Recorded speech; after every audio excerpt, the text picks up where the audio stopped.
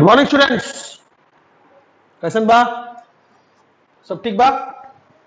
ठीक है। देखिए बेटा, हम लोग आज एक नया टॉपिक स्टार्ट करने वाले हैं। चैप्टर का नाम है स्टेट बोर्ड में इलास्टिसिटी, इलास्टिसिटी, और एनसीईआरटी में इसका नाम है मैकेनिकल प्रॉपर्टीज ऑफ सॉलिड्स। यानी अगर देखा जाए तो हम सॉलिड का फिजिक्स पढ़ने वाले हैं, क्रिस्टल स्ट्रक्चर नहीं पढ़ने वाले, सॉलिड का फिजिक्स पढ़ने वाले हैं। मैं आपको आज सबसे काम का बात बताता हूं जिसको सुनकर आप बिल्कुल नहीं चौंकेंगे, बिल्कुल नहीं चौंकेंगे, बिल्कुल हैरानी नहीं होगी आपको। आप याद कीजिए, हमने अभी तक फिजिक्स में क्या पढ़ा? 11th का पोर्शन में हमने क्या पढ़ा? सबसे पहले पढ़ा हमने यूनिट्स एंड डायमेंशन, जान दो इसको। दूसरा हमने पढ़ा वन डायमेंशनल मोशन, मतलब स्ट्रेट लाइन मोशन। फिर हमने पढ़ा वेक्टर्स, हालांकि हमने वेक्टर्स पहले ही पढ़ लिया था। उसके बाद हमने पढ़ा टू डायमेंशनल मोशन। उसके बाद हमने पढ़ा टू डायमेंशन में क्या पढ़ा? हमने पढ़ा प्रोजेक्टाइल मोशन, हमने पढ़ा सर्कुलर मोशन, पढ़ा ना? उसके बाद हमने पढ़ा लॉज ऑफ मोशन। उसके बाद हमने पढ़ा वर्क, एनर्जी एंड पावर। समझ गए? उसके बाद हमने पढ़ा रोटेशनल मोशन। बहुत काम का बात है। उसके बाद हमने पढ़ा ग्रेविटेशन, और आज हम पढ़ रहे हैं इलास्टिसिटी। कुछ बात है आपसे दिल से शेयर करना चाहते हैं, सुनिएगा ध्यान से। यहां तक हमने जो भी पढ़ा, हमने पॉइंट मास का पढ़ा। पॉइंट मास, पार्टिकल, यानी हमने अगर क्वेश्चन में ट्रक, बस, एरोप्लेन ये सब देखा तो भी हमने उनको पॉइंट मास माना। क्या माना? Point mass. लेकिन जब हम रोटेशन पढ़ने गए, जब हम ग्रेविटेशन पढ़ने गए, तो हम फिर पॉइंट मास नहीं, हम सिस्टम ऑफ पार्टिकल्स पढ़े। System of particles. System of particles मतलब बहुत सारे पॉइंट मासेस मिलकर एक सिस्टम बनाएंगे। अगर इस तरह से है तो डिस्क्रीट सिस्टम, और अगर इस तरह से ठोस बना दिए तो कंटिन्यूअस सिस्टम। याद है रोटेशन में हमने डिस्क के बारे पढ़ा, हमने रिंग के बारे पढ़ा, हमने स्फीयर के बारे पढ़ा, बहुत कुछ पढ़ा, और सिलेंडर के बारे पढ़ा। तो ये सब पॉइंट मास नहीं है, बड़े मासेस हैं। बहुत सारे पार्टिकल्स मिलकर एक सिस्टम ऑफ पार्टिकल्स बनाए जो दो तरह से मिल सकते थे, एक discrete dot dot dot dot और एक ठोस, जैसे ये सब। ग्रेविटेशन में भी हमने देखा कि प्लैनेट, समझ रहे आप? तो यहां से लेकर यहां तक आपने जो भी पढ़ा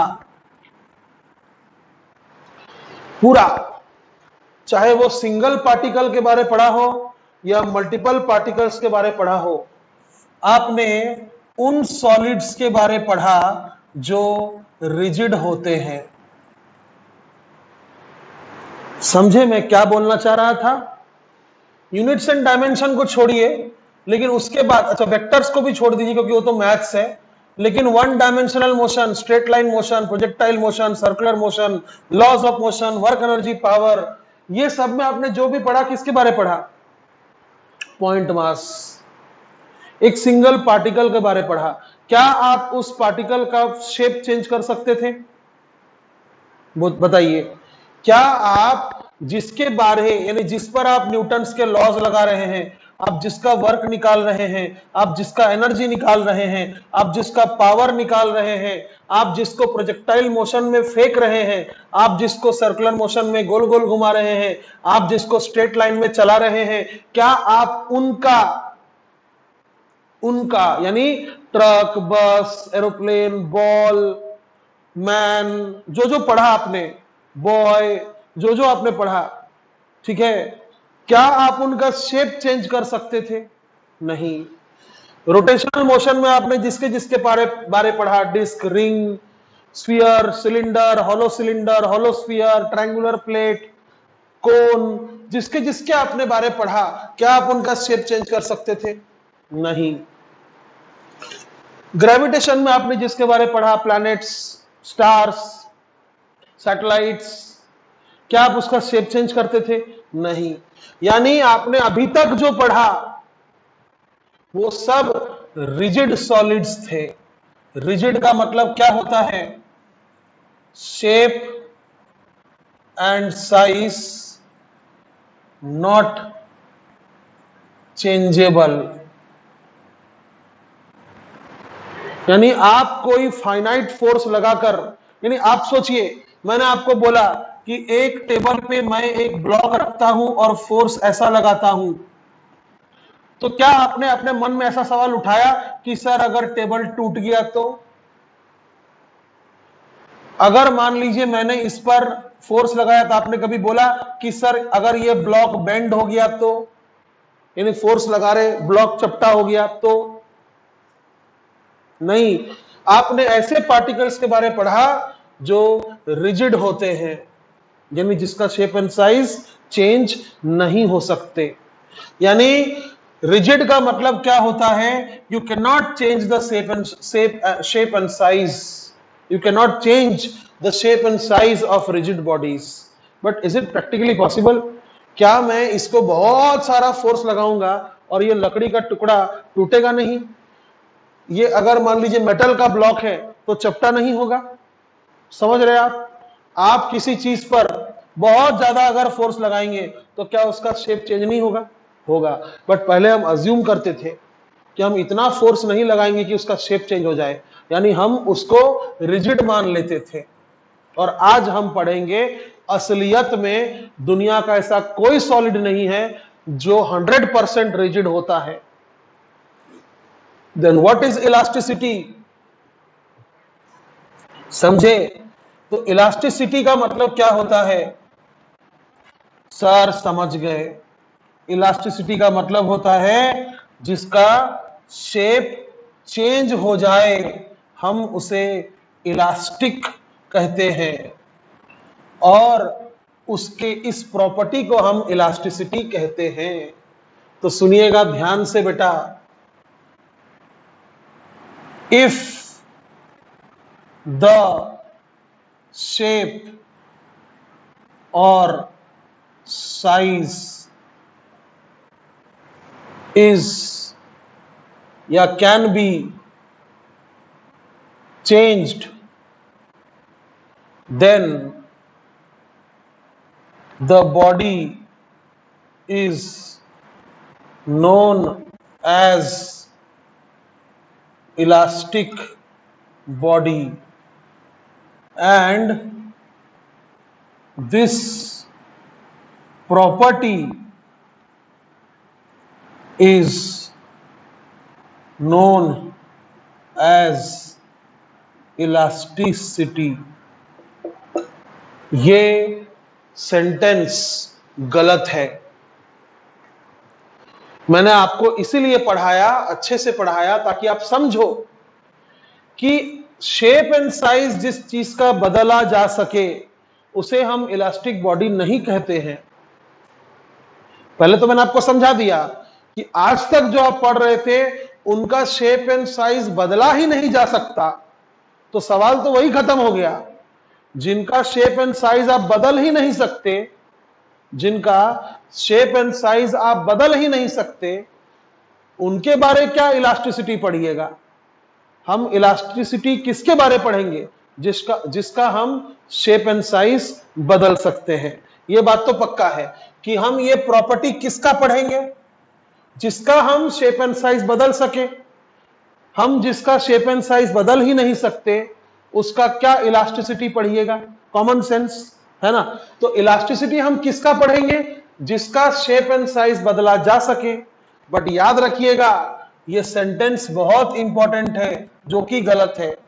इफ द शेप और size can be changed then the body is known as elastic body. यह सेंटेंस गलत है, यह सेंटेंस गलत है। तो सही क्या है?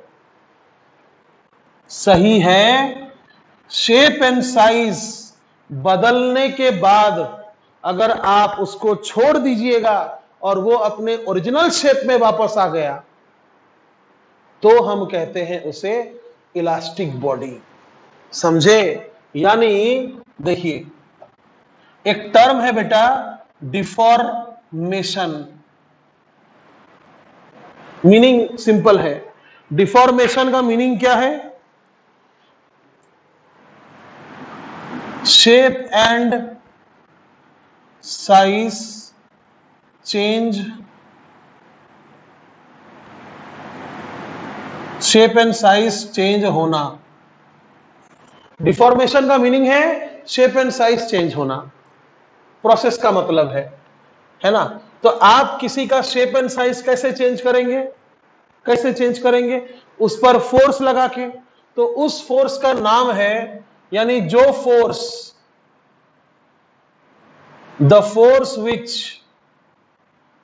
Changes the shape and size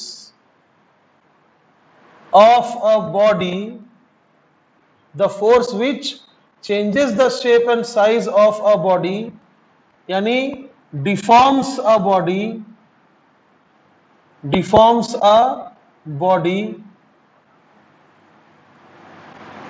उस फोर्स को हम क्या कहते हैं? Is called deforming force. चलो भाई, यहां तक तो आप समझ गए। यानी आप किसी बॉडी पर डिफॉर्मिंग फोर्स लगाने से क्या होगा? वो डिफॉर्म हो जाएगा, उसका शेप एंड साइज बदल जाएगा। But when you release this deforming force, when you release this deforming force, क्या वो अपने ओरिजिनल शेप में वापस आ रहा है? अगर आ रहा है तो वो इलास्टिक बॉडी है। खींच देने से लंबा हो जाएगा, खींच देने से लंबा हो जाएगा, उसको इलास्टिक बॉडी नहीं बोलते हैं। खींच देने से लंबा होगा, ठीक है, लेकिन छोड़ देने से वापस छोटा हो जाना चाहिए। जैसे रबर बैंड, अगर आप एक रबर बैंड को खींचकर इतना लंबा कर दिए और फिर छोड़ दिए तो वापस से वो इतना ही छोटा हो गया, तो हम बोलेंगे कि भाई रबर बैंड क्या है? इलास्टिक है। समझे? तो इलास्टिक बॉडी किसको बोलते हैं? जिस पर डिफॉर्मिंग फोर्स लगाने के बाद अगर रिलीज कर दिया जाए तो वो अपना ओरिजिनल शेप रिगेन कर सके। समझे? So when deforming force is released, when deforming force is released and the body, deformed body, and the deformed body is capable to regain its original shape and size,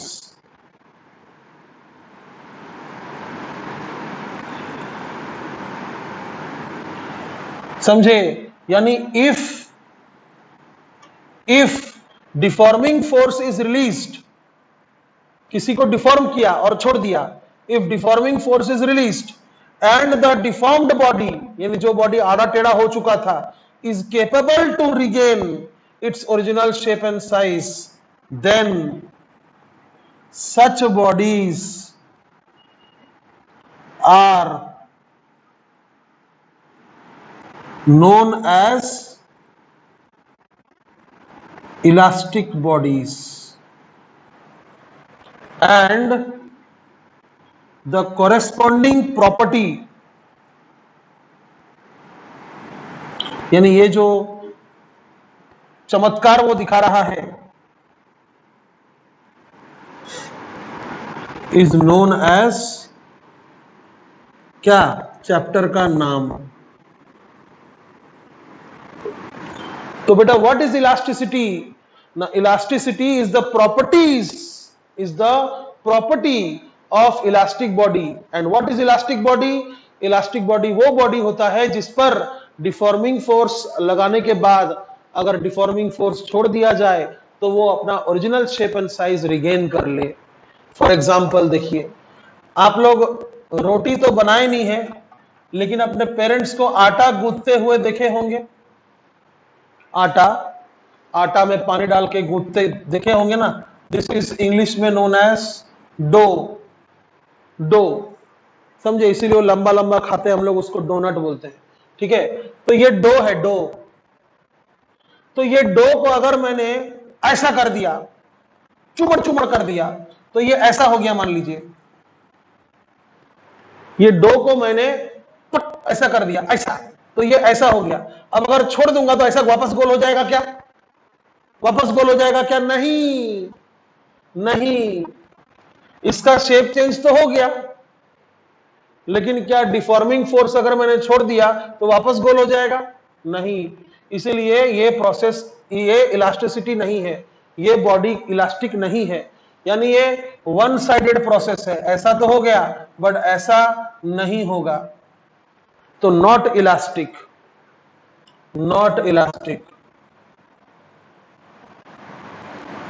rather it is known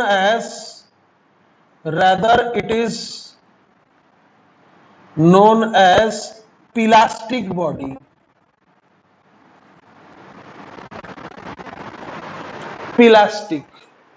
plastic body का मतलब क्या होता है? एक बार shape change कर देने से उसका कुछ भी पोर्शन वापस ओरिजिनल की तरफ नहीं जाएगा। जैसा बना दिए वैसा बन गया। 100% नॉन इलास्टिक। शेप चेंज किया वैसी रह गया। जैसे एल्यूमिनियम फॉयल को ऐसा कुचुम्बर बना दीजिए और फिर छोड़ दीजिए, वापस सीधा हो जाएगा क्या? नहीं, वो प्लास्टिक बॉडी है। समझे? तो what is plastic body? Shape change कर देने से can not regain at all.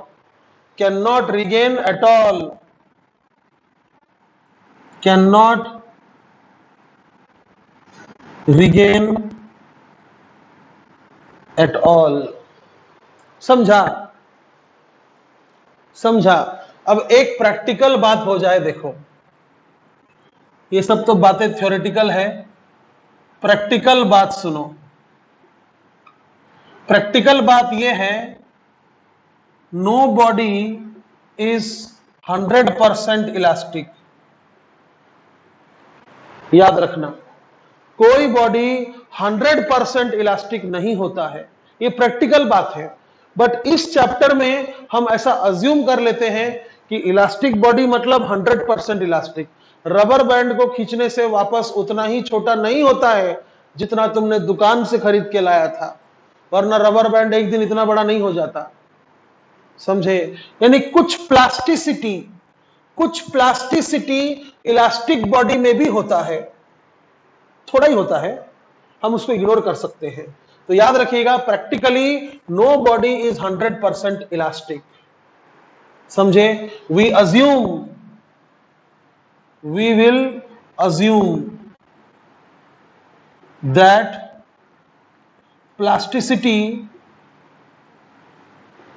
is 0, that is 100% elastic। Perfectly elastic. Collision मत लिख देना, कोलिजन अलग है, ये अलग है, समझे? तो इसको आप लिख लो। ये डिफॉर्मिंग फोर्स क्या होता है? डिफॉर्मेशन मतलब the phenomenon of change in shape and size of a body is known as deformation. And what is deforming force? The force responsible in deformation is known as deforming force. अब एक और बात सुन लो ध्यान से, अगर हम molecular level में देखें, यानी माइक्रो लेवल में देखें, तो क्या बात है, यह भी आप ध्यान से सुनिएगा। मॉलिक्यूलर लेवल, मान लीजिए ये कोई सॉलिड का स्ट्रक्चर है, ये सुसाइड कर लिया। I have to change the pen, I have 2 black pens, markers. Molecular level में अगर देखिए, अरे ये तो चीटिंग हो गया, ब्लैक बोल के ब्लू ले आया, ब्लैक कहां है? अगर मान लीजिए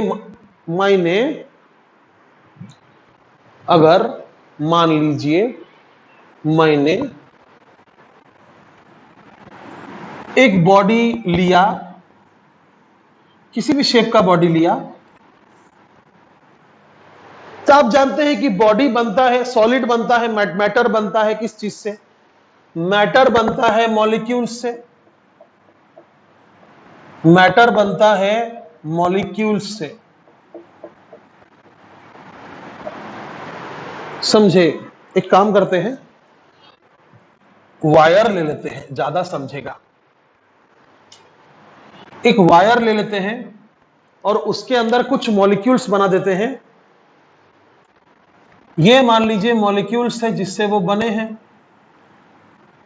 ये मान लीजिए मॉलिक्यूल्स है जिससे वो बने हैं, मॉलिक्यूल्स। तो बेटा दो मॉलिक्यूल्स के बीच का डिस्टेंस को, दो मॉलिक्यूल के बीच का डिस्टेंस को आप क्या कहते हैं? आप कहते हैं इंटर मॉलिक्यूलर डिस्टेंस, समझे? कोई भी मैटर किससे बनता है? मॉलिक्यूल से बनता है। तो दो मॉलिक्यूल्स के बीच का डिस्टेंस को आप क्या कहते हैं? इंटर मॉलिक्यूलर डिस्टेंस, है ना? तो सॉलिड में क्या है? सॉलिड में क्या होता है पता है? ये इंटरमॉलिक्यूलर डिस्टेंस ना फिक्स रहता है, इंटरमॉलिक्यूलर डिस्टेंस जो है वो फिक्स रहता है, intermolecular distance is fixed. Why? Because solid है ना, इंटरमॉलिक्यूलर फोर्स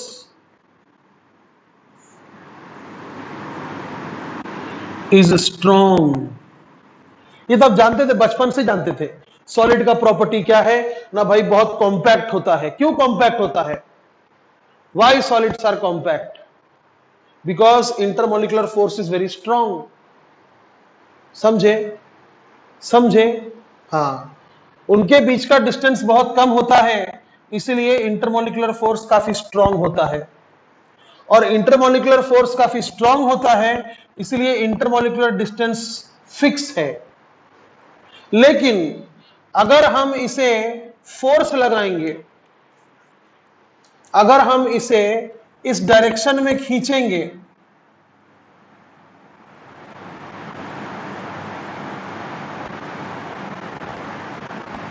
फोर्स लगाएंगे, ये फोर्स कौन सा फोर्स है? डिफॉर्मिंग फोर्स है। दोनों तरफ से लगाएंगे ना बे, वायर को एक ही साइड से लगाओगे तो तुम वायर को लेकर चले जाओगे, दोनों साइड से लगाना होगा ना, या एक साइड बांध दो, एक साइड कहीं टाई कर दो, दूसरे साइड से खींचो, तो दोनों साइड तो फोर्स रहता ही है। तो अगर आप डिफॉर्मिंग फोर्स लगाओगे तो क्या होगा पता है? क्या होगा? ये मॉलिक्यूल्स के बीच का डिस्टेंस थोड़ा बढ़ जाएगा। डिफॉर्मिंग फोर्स लगाने से क्या होगा? ये मॉलिक्यूल्स के बीच का जो डिस्टेंस था वो थोड़ा सा बढ़ जाएगा।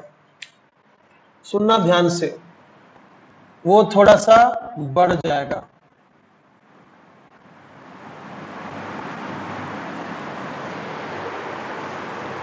समझे? हाँ, वो थोड़ा सा बढ़ जाएगा। सब जगह इक्वली नहीं बढ़ेगा, बट मान लो बढ़ जाएगा। तो क्या बोला मैंने? On deforming the body, on deforming the body, intermolecular distance will increase. This is deformation. समझे? This is deformation. बट सुनिए ध्यान से, मेन बात क्या है? मेन बात यह है कि जब आप इस डायरेक्शन से फोर्स लगा रहे हैं, यानी आप मॉलिक्यूल्स को एक दूसरे से दूर कर रहे हैं, उस समय मॉलिक्यूल्स एक दूसरे को खींचेगा, खींचते रहेगा। समझे? जितना ज्यादा आप फोर्स लगाइएगा अप टू अ लिमिट, जितना ज्यादा आप फोर्स लगाइएगा उतना ज्यादा ये मॉलिक्यूल्स एक दूसरे को खींचेगा। समझे? खींचेगा। और जैसे ही आप डिफॉर्मिंग फोर्स छोड़ देंगे,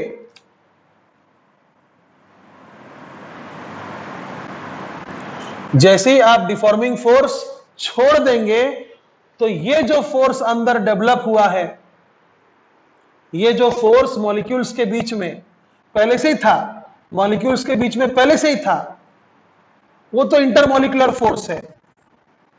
मॉलिक्यूल्स के बीच में पहले से ही था, क्या था? Intermolecular force. लेकिन आप ये जो बाहर से फोर्स लगा रहे हैं, इस वजह से इनका इंटरमॉलिक्यूलर फोर्स बढ़ गया है।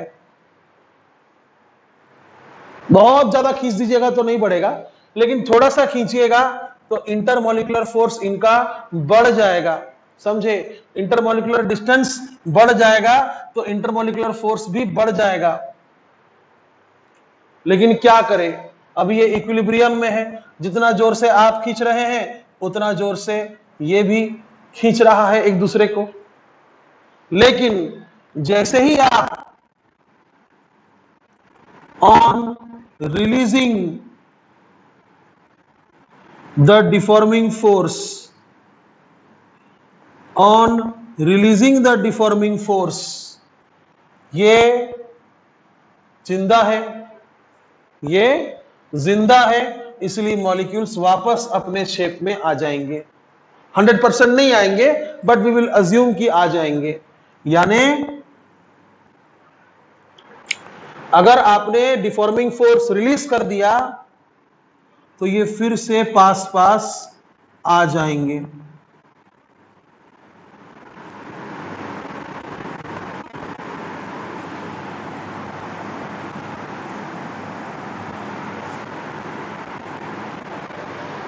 समझे? ये फिर से पास पास आ जाएंगे। अब सुनिए ध्यान से, तो यहां पर जो ये फोर्स डेवलप हुआ था, क्यों डेवलप हुआ?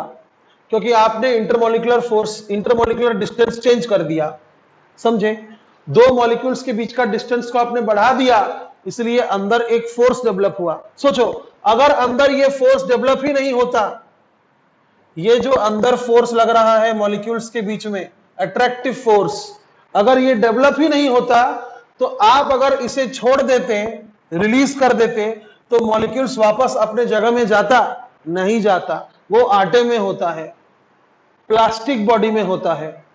समझे? तो याद रखिएगा, ये फोर्स जिसमें डेवलप हो उसे हम कहते हैं इलास्टिसिटी, इलास्टिक बॉडीज। समझे? तो ये फोर्स का नाम क्या है? Restoring force. समझे? ये फोर्स का नाम क्या है? Restoring force. क्यों? क्योंकि इसी फोर्स से इसने खुद को रिस्टोर मारा है, फिर से ओरिजिनलिटी वापस दिया है। तो क्या बोलूंगा मैं? Original shape and size is regained is regained due to which force? Due to which force? Deforming force. पागल हो गया क्या? डिफॉर्मिंग फोर्स तो उसको डिफॉर्म किया था, उसका शेप एंड साइज को बिगाड़ा था। Due to which force? Restoring force. Restoring force. तो काफी सिंपल बात है, काफी सिंपल बात है। मॉलिक्यूल्स के बीच का डिस्टेंस फिक्स रहता है सॉलिड में, लेकिन इसका मतलब यह नहीं कि आप कितना भी फोर्स लगाए वो चेंज नहीं होगा। वो चेंज होगा, बहुत कम होगा, लेकिन होगा। समझे? तो आप ये समझिए कि जब आप उसको डिफॉर्मिंग फोर्स लगाएंगे तो मॉलिक्यूल्स के बीच का डिस्टेंस बढ़ जाएगा, और उस समय अंदर में एक फोर्स डेवलप होगा जो मॉलिक्यूल्स के बीच में था उससे एक्स्ट्रा। था तो पहले से ही, इंटरमॉलिक्यूलर फोर्स पहले से ही कुछ था, बट आपने बाहर से खींचा करके क्या होगा? अंदर में एक एक्स्ट्रा फोर्स डेवलप होगा। समझे? लेकिन उसके बदौलत वो कुछ कर नहीं पाएगा, क्योंकि आप अभी भी खींच ही रहे हो। एक बार उसको छोड़ दोगे, एक बार आप ये फोर्स लगाना छोड़ दोगे तो इस फोर्स के बदौलत वो अपने आप को ओरिजिनल शेप दे देगा। तो इसीलिए ये फोर्स का नाम क्या है? Restoring force. ये अंदर डेवलप होता है, बाहर जो फोर्स लगा रहे हैं उतना ही होता है। याद रखिएगा, रिस्टोरिंग फोर्स का वैल्यू और डिफॉर्मिंग फोर्स का वैल्यू सेम होता है। यानी अगर हमने बाहर से मान लीजिए 15 न्यूटन लगाया तो मॉलिक्यूल्स के बीच में भी 15 न्यूटन ही डेवलप होता है। लेकिन जिसके अंदर ये ग्रीन वाला जिसके अंदर डेवलप नहीं होता है, वो तो अपना शेप को रिगेन कर ही नहीं पाएगा। तो इलास्टिसिटी ये प्रॉपर्टी कौन शो करता है? जिसके पास ये क्षमता है कि वो डिफॉर्मिंग फोर्स लगाने पर रिस्टोरिंग फोर्स डेवलप कर सके। अब सोचो, कोई 100% प्रैक्टिकली इलास्टिक क्यों नहीं होता? क्योंकि आप जितना डिफॉर्मिंग फोर्स लगाते हैं उतना रिस्टोरिंग फोर्स प्रैक्टिकली डेवलप नहीं होता है, उससे थोड़ा कम होता है। इसलिए वो मॉलिक्यूल्स ओरिजिनल से थोड़े दूर हो जाते हैं। बट ये हमें नहीं पढ़ना है, हमें अज्यूम करना है कि प्लास्टिसिटी 0 है, मतलब 100% इलास्टिक है, परफेक्टली इलास्टिक है। हमें यह अज्यूम करना है। तो हम ये अज्यूम कर लेंगे कि इतना रिस्टोरिंग फोर्स डेवलप हो गया था जितना हमने डिफॉर्मिंग फोर्स लगाया था। हम ये अज्यूम कर लेंगे कि मॉलिक्यूल्स के बीच में इतना रिस्टोरिंग फोर्स डेवलप हो गया था कि वो अपना ओरिजिनल शेप ला सके। तो इलास्टिसिटी क्या होता है? It is a property of developing restoring force between molecules या एटम्स, जो बोलना है बोलिए। एटम्स नहीं, मॉलिक्यूल्स। समझ गए? बात को समझे? ठीक है।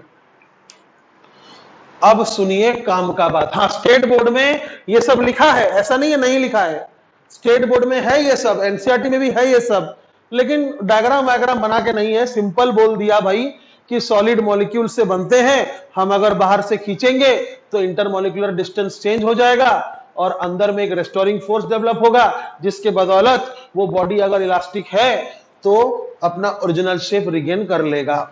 सिंपल लिख के छोड़ दिया है, समझे? तो याद रखिएगा, डिफॉर्मिंग फोर्स जितना हम लगाते हैं रेस्टोरिंग फोर्स उतना ही होता है। ये चीज भी याद रखिएगा। Deforming force is equal to restoring force. ये मॉड साइन क्यों दिया मैंने? मैग्नीट्यूड की बात कर रहा हूं मैं, समझे? अब आइए एक और चीज पढ़ते हैं। अब देखिए, अगर आप मॉलिक्यूलर लेवल पर देख ही रहे हो, तो आप समझ सकते हो कि वायर ये वायर इतना पतला तो नहीं है कि इसका कोई क्रॉस सेक्शनल एरिया नहीं होगा। समझ गए बात को? यानी कोई वायर को अगर आप थोड़ा एनलार्ज करके देखोगे, इसको अगर थोड़ा सा एनलार्ज करके देखोगे तो भाई कुछ तो क्रॉस सेक्शन होगा।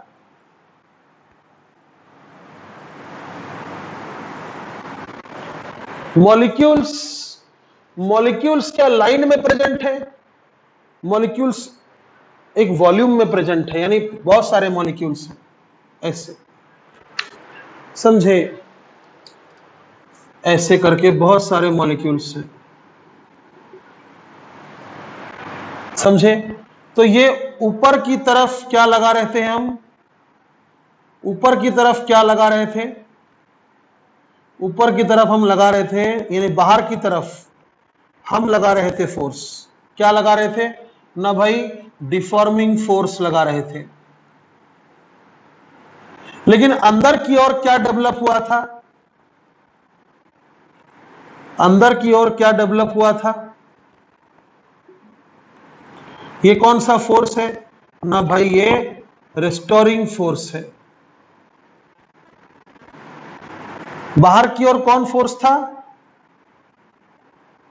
खींच रहे हो, हां, डिफॉर्मिंग फोर्स था। और अंदर की ओर कौन फोर्स था? अंदर वाला दूसरा कलर से लिखते हैं। अंदर की ओर कौन सा फोर्स था?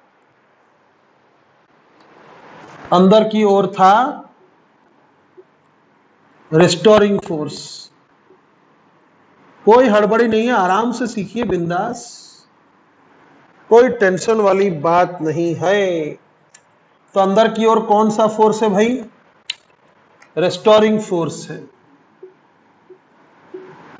अरे बाबा, कंप्यूटर में किसी फाइल को जब डिलीट मारते हैं, सिर्फ डिलीट मारते हैं, तो कहां जाता है? रिसाइकल बिन में जाता है।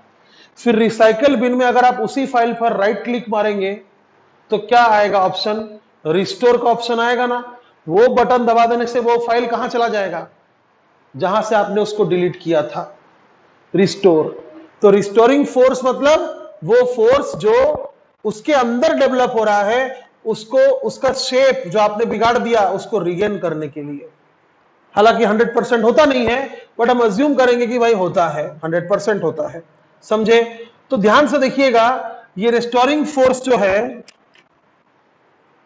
ये पूरा एरिया में डेवलप हुआ है कि नहीं? रेस्टोरिंग फोर्स इस पूरे एरिया में डेवलप हुआ है।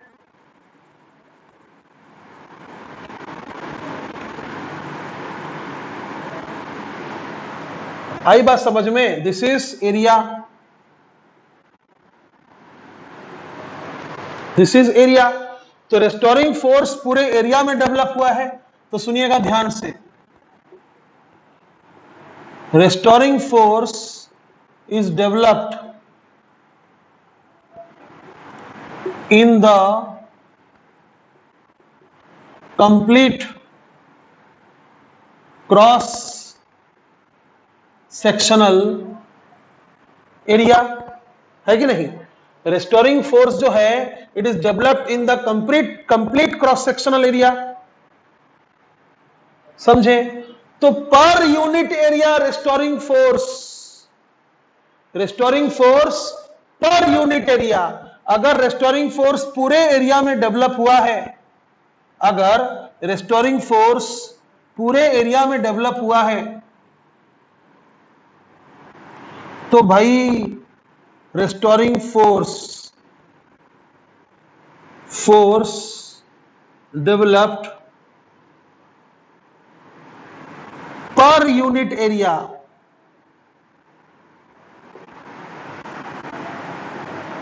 कुछ नाम होगा। क्या नाम है? स्ट्रेस।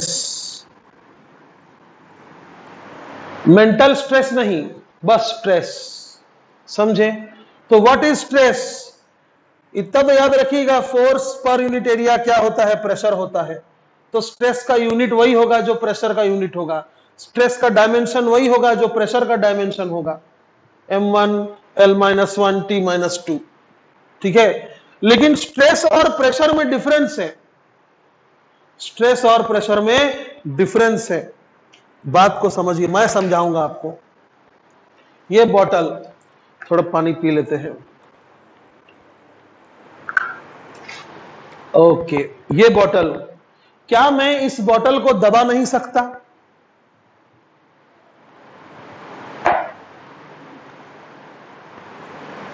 दबा सकता हूं। सोचिए, बॉटल को दबाने से एक्चुअली में क्या हो रहा है? क्या हो रहा है? थोड़ा सा दिमाग लगाइए। ये बॉटल को दबाने से एक्चुअली में क्या हो रहा है? अंदर का हवा बाहर निकल रहा है क्या? नहीं, ये एयर टाइट है, अंदर का हवा बाहर नहीं निकल रहा है। इसको दबाने से अंदर का हवा बाहर नहीं निकल रहा है। यानी जितना मॉलिक्यूल्स एयर का है, बिना दबाए, बॉटल को बिना दबाए, बॉटल के अंदर जितने एयर के मॉलिक्यूल्स है, बॉटल को दबाने से भी बॉटल के अंदर उतने ही एयर के मॉलिक्यूल्स हैं। लेकिन बात को समझिए, बात को समझिए, पहले जब हमने बॉटल को दबाया नहीं था तो पूरा बॉटल का वॉल्यूम में एयर है। अब उतने ही एयर को कम वॉल्यूम मिल रहा है जब मैं बॉटल को दबाऊंगा, है कि नहीं? अगर मैंने बॉटल को दबा दिया तो बॉटल का वॉल्यूम, कैपेसिटी कम हो गया, लेकिन एयर तो उतने ही है जितने बिना दबाए एयर थे। अब दबाने के बाद भी एयर उतने ही है। इससे क्या होगा? इससे क्या होगा? एयर के बीच का डिस्टेंस कम हो जाएगा। एयर मॉलिक्यूल्स के बीच का डिस्टेंस कम हो जाएगा। मैं बॉटल का पढ़ाई नहीं कर रहा हूं, अंदर एयर का पढ़ाई कर रहा हूं, समझे? एयर के मॉलिक्यूल्स के बीच का डिस्टेंस कम हो गया तो क्या होगा? अगर ये दो मॉलिक्यूल्स है एयर के, आप इसको इतना नजदीक ला रहे हो, ये इतना नजदीक रहना चाहते नहीं है, आपने जबरदस्ती बाहर से इसको फोर्स लगाया, तो न्यूटन थर्ड लॉ के आधार पर ये मॉलिक्यूल्स एक दूसरे को बाहर ढकेलेंगे। जब आप बॉटल को छोड़ देंगे तो बॉटल वापस सीधा कैसे हो रहा है? समझे? क्योंकि अंदर एक प्रेशर डेवलप हो रहा है। आप जिस डायरेक्शन में डिफॉर्म करते हैं उसके ऑपोजिट डायरेक्शन में रिस्टोरिंग फोर्स डेवलप होता है पूरे एरिया में। तो रिस्टोरिंग फोर्स अगर पूरे एरिया में डेवलप हो रहा है तो कोई आपसे पूछ सकता है कि what is the restoring force पर यूनिट एरिया। समझे? समझे? पूरे टैंक में अगर पानी है, पूरे टैंक में अगर पानी है तो कोई पूछ सकता है कि नहीं पूछ सकता है कि हाउ मच पानी इज पर यूनिट वॉल्यूम? समझे? पूरा स्फीयर अगर चार्ज है तो कोई पूछ सकता है कि नहीं व्हाट इज द चार्ज पर यूनिट एरिया?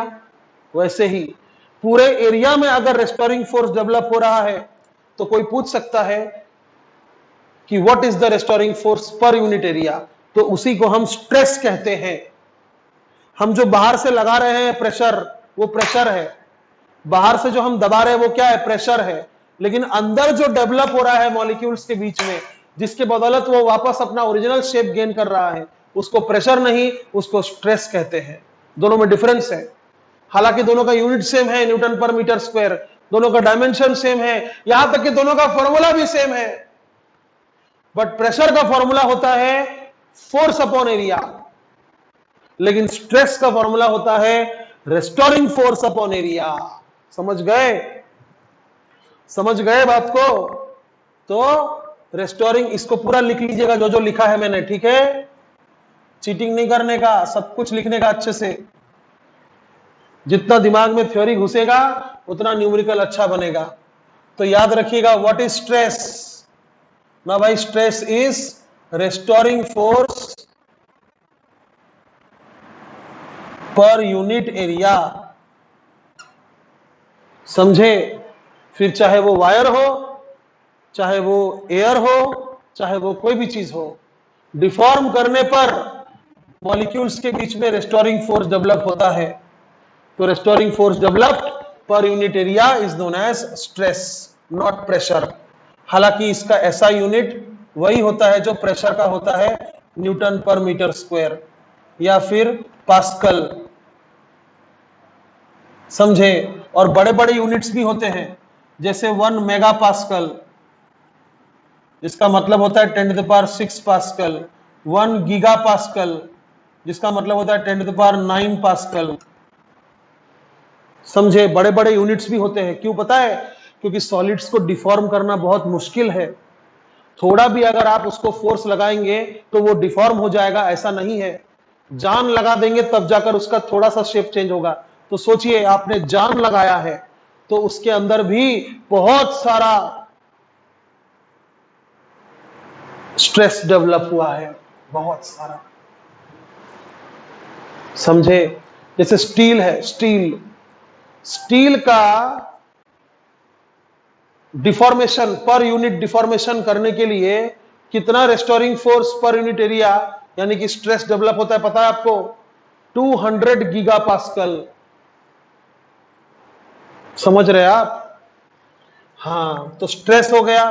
अब इस सेशन में हम आपको बस एक चीज और पढ़ाएंगे और वो है स्ट्रेन। क्या पढ़ाएंगे? स्ट्रेन। और काफी सिंपल है। ये डिफॉर्म करके आप क्या कर रहे हैं? उसका शेप चेंज कर रहे हैं, बॉडी का आकार चेंज कर रहे हैं, यानी बॉडी का डायमेंशन चेंज कर रहे हैं। अब ये वायर है तो खींचकर क्या चेंज कीजिएगा? लेंथ चेंज कीजिएगा। समझे? खींचकर क्या चेंज कीजिएगा? लेंथ चेंज कीजिएगा। ये बॉक्स है, इसको अगर बेस को फिक्स कर दिया जाए, ऐसे नीचे बेस और मेरे हाथ को फेविक्विक लगा दिया जाए और फिर बॉक्स को साइड से ऐसे ढकेला जाए, तो बॉक्स ऐसा हो जाएगा, टेढ़ा हो जाएगा, ऐसे इस तरह टेढ़ा हो जाएगा। समझे? समझे बात को? अगर नीचे को फिक्स कर दिया जाए, हाथ में और बॉक्स में क्या लगा दिया जाए? फेविक्विक लगा दिया जाए, या तुम कुछ भी करो, फेविक्विक से चिपका दो, हिलना नहीं चाहिए, और ऊपर से इस तरह से जोर से ढकेलो, तो क्या होगा? नीचे का बेस हिलेगा नहीं और ऊपर का बेस सामने सरक जाएगा। हालांकि मैं कर नहीं पा रहा हूं, बट थोड़ा सा तो हो ही रहा है, आपको दिखेगा नहीं। तो वो भी एक तरह का चेंज है, आप चेंज कर रहे शेप। अच्छा, वो स्पंज होता है, स्पंज, उसको दबा देंगे तो क्या होगा? उसका शेप चेंज हो जाएगा, वॉल्यूम चेंज हो जाएगा। तो बेटा आप ना डिफॉर्म करते हो तो क्या होता है एक्चुअली में?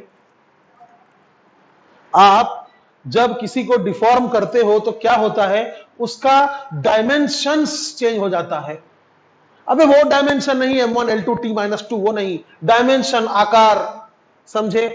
तो उसका ओरिजिनल के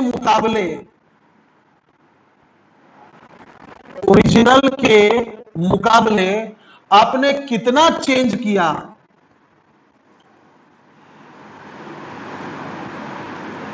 उसे हम स्ट्रेन कहते हैं। फॉर एग्जाम्पल, मैंने वायर को खींच के लंबा कर दिया, वायर इतना था, वायर का लेंथ इतना था, मैंने वायर पर एक वजन डाल दिया, वायर लंबा हो गया। मैंने वायर पर वजन डाल दिया तो वायर क्या हो गया? लंबा हो गया। तो ये क्या है? यहां से लेकर यहां तक क्या है? This is change in length. समझे? तो what is the change in length per unit length? उसको हम स्ट्रेन कहते हैं।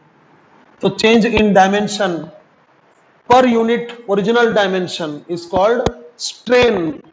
समझे? Is called strain. तो यहां तक हम सेशन खत्म करते हैं और नेक्स्ट सेशन में हम जो पढ़ाएंगे वो बहुत इंपॉर्टेंट होगा। आज का सेशन सिर्फ इंट्रोडक्शन था। समझ में आया? देखते हैं कितना मिनट हुआ। नहीं, बहुत हो गया। समझ गए होंगे आप कि what is strain? It is the change in dimension upon original dimension. अभी लेंथ रहा तो change in length upon original length, volume रहा तो change in volume upon original volume. समझे? तो क्या इसका ऐसा यूनिट क्या होगा? फिर नहीं होगा, यूनिटलेस।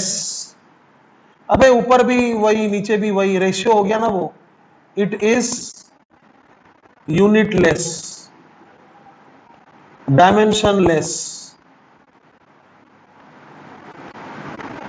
ये डायमेंशन अलग है, हाँ, M0 L0 T0। समझे? और स्ट्रेस का डायमेंशन क्या होगा? वही जो प्रेशर का होता था। चलिए फिर यहां तक हो गया। अब हम लोग अगले सेशन में देखेंगे कि कितने तरह का स्ट्रेस होता है, कितने तरह का स्ट्रेन होता है, यानी आप कैसा कैसा चेंज कर सकते हैं डायमेंशन।